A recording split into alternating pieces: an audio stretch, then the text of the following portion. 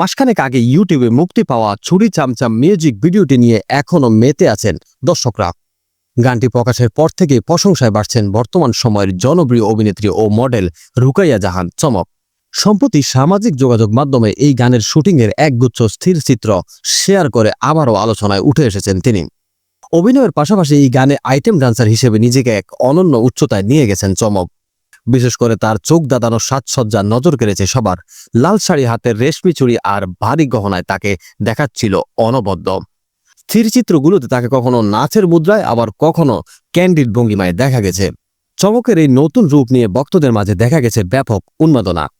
কেউ তাকে অভাবনীয় সৌন্দর্যের প্রতীক বলছেন, আবার কেউ তাকে আখ্যা দিয়েছেন অলরাউন্ডার হিসেবে।